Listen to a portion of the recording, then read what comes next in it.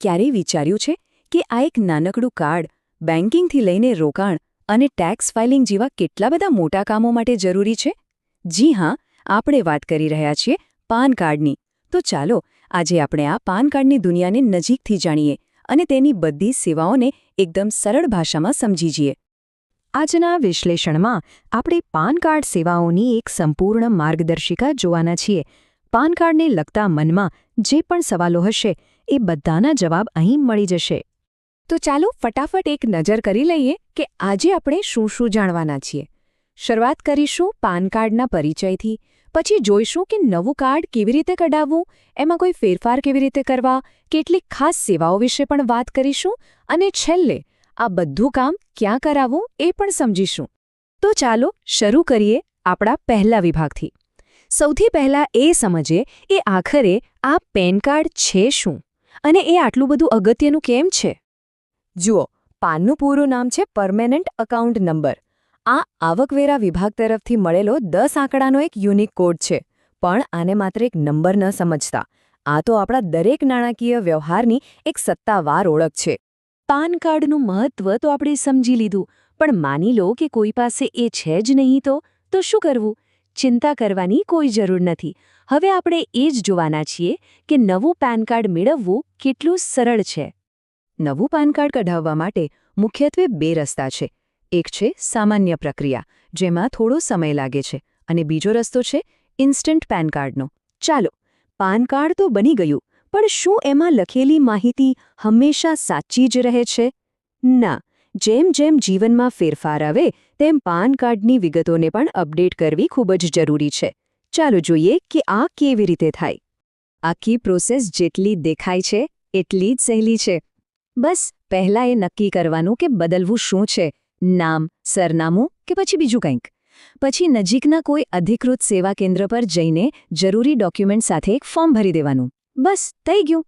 અને સૌથી મજાની વાત એ છે કે લગભગ બધી જ વિગતો અપડેટ થઈ શકે છે. જેમ કે લગ્ન પછી નામમાં કોઈ ફેરફાર થયો હોય, ફોટો બહુ જૂનો થઈ ગયો હોય, સહી બદલાઈ ગઈ હોય કે પછી ઘરનું સરનામું બદલાયું હોય, આ બધું જ ખૂબ જ સરળતાથી સુધારી શકાય છે. ચાલો હવે થોડી એવી ખાસ પરિસ્થિતિઓ પર વાત કરીએ જેનો સામનો ઘણા લોકોને કરવો પડતો હોય છે. જેમ કે નાના બાળકો માટે પાન કાર્ડ કઢાવવું હોય અથવા તો કાર્ડ ખોવાઈ જાય ત્યારે શું કરવું? ખબર છે, નાના બાળકોનું પણ પાન કાર્ડ બનાવી શકાય છે. હા, એમના માતાપિતા કે વાલી એમના વતી પાન કાર્ડનું સંચાલન કરી શકે છે. પણ એક વાત ખાસ યાદ રાખવા જેવી છે. જેવું બાળક 18 વર્ષનું થાય એટલે તરત જ એ કાર્ડને માઇનરમાંથી મેજર સ્ટેટસમાં અપડેટ કરાવવું ફરજિયાત છે, જેમાં એમનો નવો ફોટો અને સહી ઉમેરવામાં આવે છે. અને જો ક્યારે પાન કાર્ડ ખોવાઈ જાય કે ચોરાઈ જાય તો જરાય ગભરાવાની જરૂર નથી. ડુપ્લિકેટ પાન કાર્ડ માટે અરજી કરીને નવું કાર્ડ મેળવી શકાય છે. અને હા, જો ભૂલથી કોઈની પાસે એક કરતાં વધુ પાન કાર્ડ આવી ગયા હોય તો કાયદા પ્રમાણે એમાંથી એક કાર્ડ સરેન્ડર કરવું એટલે કે જમા કરાવવું જરૂરી છે. હવે આપણે આવીએ છીએ આધુનિક અને ડિજિટલ પાન સેવાઓ પર. આજકાલ ફિઝિકલ કાર્ડ કરતાં પણ એની ડિજિટલ ઉપલબ્ધતા વધુ મહત્વની બની ગઈ છે, ખરું ને? આમાં 2 સેવાઓ સૌથી મુખ્ય છે. પહેલું, પાન કાર્ડને આધાર કાર્ડ સાથે લિંક કરવું. આ માત્ર એક સરકારી નિયમ નથી, પણ નાણાકીય પારદર્શિતા માટેનું એક ખૂબ જ મહત્વનું પગલું છે. અને બીજું, પાન કાર્ડ ડાઉનલોડ કરવાની સુવિધા, જેનાથી પાન કાર્ડની ઈ-કોપી હંમેશા આપણા ફોનમાં સુરક્ષિત રહે. અત્યાર સુધી આપણે બધી સેવાઓ વિશે તો જાણી લીધું, પણ સૌથી અગત્યનો સવાલ તો એ જ છે કે આ બધી સેવાઓ મેળવવા માટે જવું ક્યાં? ચાલો હવે એ પણ સમજી લઈએ. તો સવાલ એ જ છે કે આખરે આ બધી સેવાઓ મળે છે ક્યાં? અને જવાબ છે ઓનલાઈન પોર્ટલ. આવકવેરા વિભાગના જે સર્વિસ પ્રોવાઈડર છે એમની વેબસાઇટ પર જઈને ખાલી પોતાના વિસ્તારનો પિનકોડ નાખવાનો અને બસ તમારી આસપાસના બધા જ અધિકૃત પાન સેવા કેન્દ્રોનું લિસ્ટ સ્ક્રીન પર આવી જશે. દાખલા તરીકે, જો રાજકોટમાં કોઈ કેન્દ્ર શોધવામાં આવે તો જુઓ, આવી સ્પષ્ટ માહિતી મળે છે. કેન્દ્રનું નામ, એના સંચાલક કોણ છે, સંપર્ક વ્યક્તિ અને એમનું પૂરું સરનામું. આનાથી સાચી જગ્યાએ પહોંચવું કેટલું બધું સહેલું બની જાય છે.